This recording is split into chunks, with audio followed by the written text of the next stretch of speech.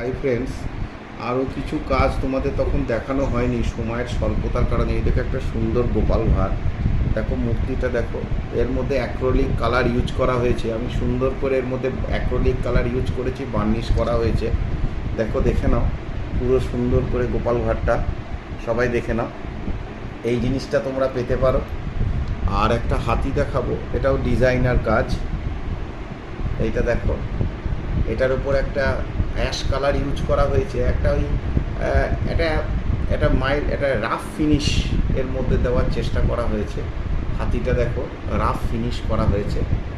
এটার একটা কাজ আমার ছিল হাতের। আর এইটা একটা বাচ্চাদের একটা খেলার ছলে একটা জিনিস বানানো হয়েছিল, একটা হনুমান, ওই একটা যন্ত্র, এটা ছাঁচিরই বলা যায়। আর এই এই দুটো, এই কাজটা হচ্ছে খুব সুন্দর একটা